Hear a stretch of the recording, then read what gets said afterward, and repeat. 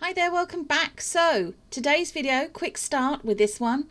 Going to use this tray and this spray can. So straight out to our garden, it's one of our little doggies, and Wayne is going to spray the whole of this bamboo wood tray for me with, this is just white spray can of paint. As usual, everything wherever possible, materials wise that we use in today's video will be linked in the description box below. So we actually did about 3 coats of this paint on the inside and the outside, letting it dry completely in between coats. And this is what it looks like. So we did use the spray can outside in the atmosphere outside. So obviously, you know, you're not breathing in any nasty fumes. And what I'm showing you here, this is, believe it or not, this was part of a gift bag. Now I'm also showing you some of these lovely dried pressed flowers, which don't I use them? Can I incorporate them somehow? It's going to be a bit of a mixed media sort of piece, this project, you know. But in the end, well, you've probably seen from the thumbnail, I decided not to include the dried flowers. Now, all I've got here is a little pair of scissors, the scissors that I feel comfortable using. If you've got, I think it's called a gyro cut, tool and you feel happy using that, then by all means use that. Now this, as I said, was a gift bag. It hadn't been gifted to me. I didn't get given a present in it. We didn't buy it to give somebody a gift in. We just happened to have a rather large selection or collection, really, I suppose, of gift bags. So I've taken this one apart. Unfortunately, it has got a bit of a crease in it there. There were 2 pattern sections, front and back, exactly the same like this. And then 2 side sections to it and a base that was just a plain colour. But I really, really liked the pattern on this, the hydrangea flowers, the roses. And it's got that sort of vintage look to it.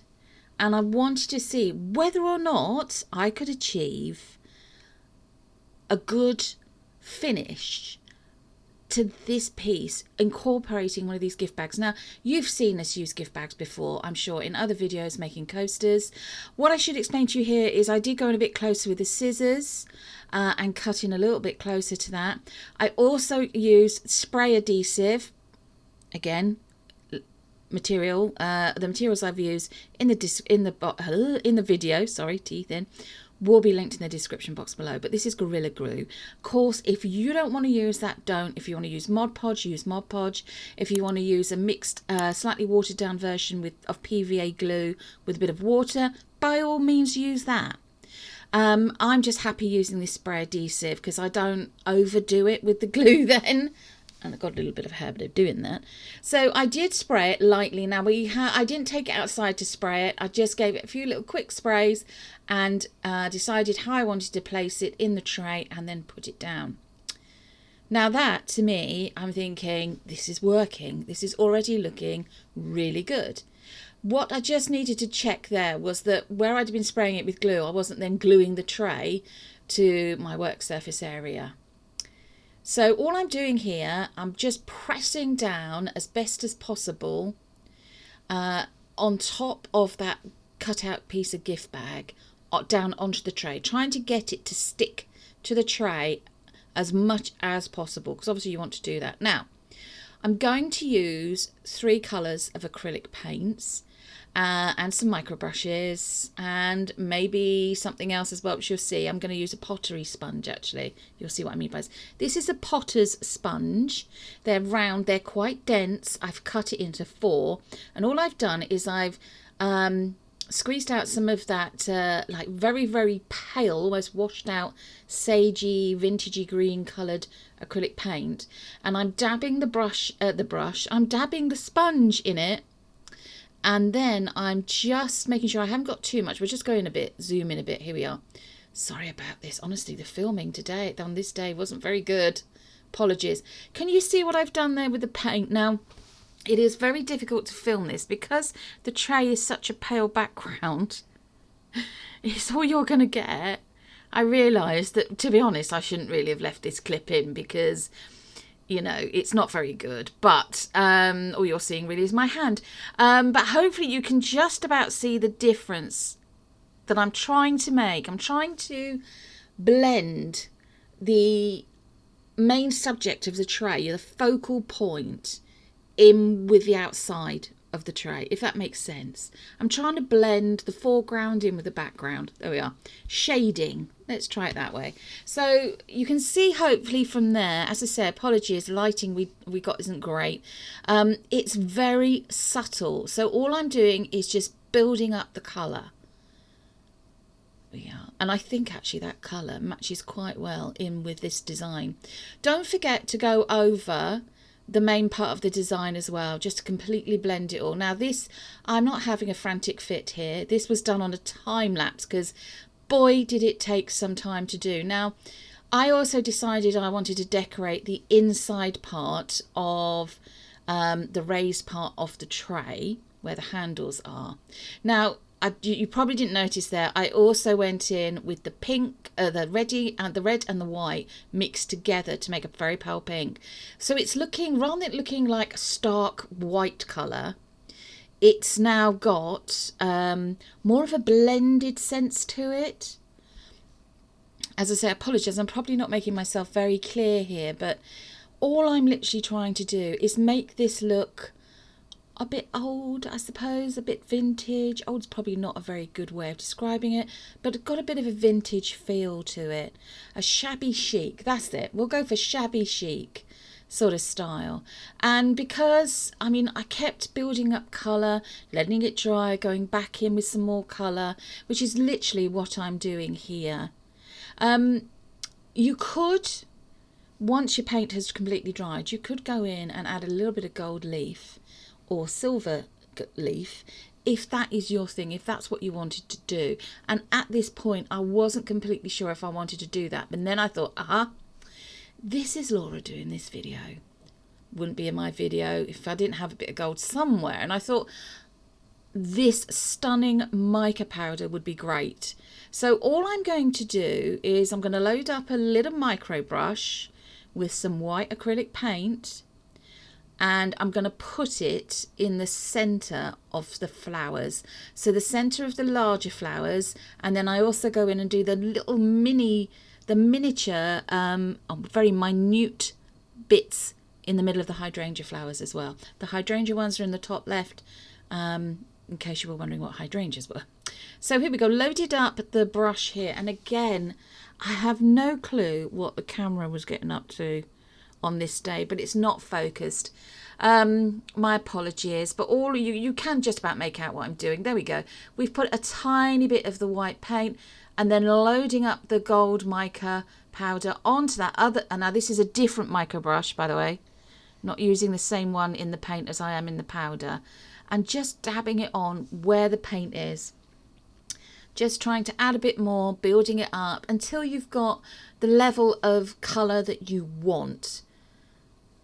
Now I am aware of the fact you can still see the edge of where the paper is, but hopefully not too much. We're also going to do this one, and then as I said, I go in and also do the tiny little centres of those very small hydrangea flowers.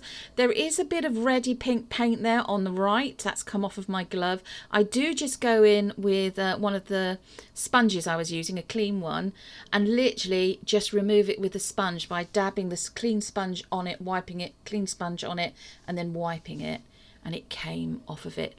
I also add in a few more other little bits of gold detail onto some of the petals, which you'll see shortly. But hopefully you can see the sort of effect that we're going for here. It's just another added little element. Obviously you don't have to do this. If you want to use gold, as I said, faux gold leaf or faux silver leaf, then by all means do that. There we go. Can you see the way it was catching there? It's beautiful. I love it. Love a bit of gold mica or gold glitter. But there we go. I particularly love this colour. Now, I did think I need to tie the gold in with the rest of this tray, so it wasn't quite so obvious. So I thought, now, how am I going to do this? So I thought, let's try doing flicking motions. So loading up the micro brush and then just flicking it all over the piece, seeing if that was going to be enough or not. And then if that's enough for you, then stop there. Yeah, and then all you need to do is to seal the piece as well before we then apply the last part. But so you don't know if you can see those. I don't know, it's probably not picking up very well there. You can see the blending of the pink and the white and the green. Now, I wanted to put some on the inside of the raised parts of the tray, so I thought I'm going to be brave.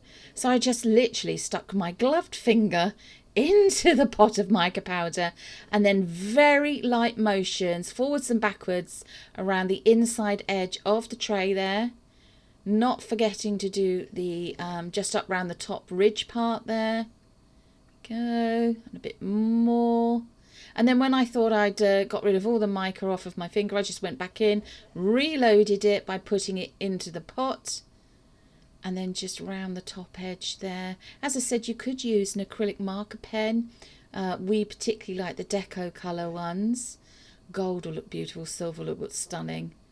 And literally not being really uniform, trying to be random. Now, as you can see there, I spilt a bit too much powder. So I did turn the tray over and gave it a bit of a tap, a firm tap, and then blended it. And then I thought, do you know what, actually, I'm going to do that around the rest of this piece as well. So can you see there? I appreciate this isn't picking up very well because it is quite a pale coloured piece. And they're so difficult to do the filming with, but I really love this piece. A matching set of coasters would look lovely with it, and there is enough on the remaining piece of the gift bag to actually make 4 beautiful coasters to match. Now, got a little bit that's sticking up there, which we will glue back down, and we just used a little bit of glue, tucked it underneath, and then pressed it down. Now, what I do need to tell you here, this is a bit of a more of a close-up, so you can still see it. Look at all those details. Can you see what I mean about the old patinaed, almost like a patinaed look to it, vintagey look? Took it outside, gave it 3 coats of spray varnish, let it dry completely in between, so everything is all sealed now.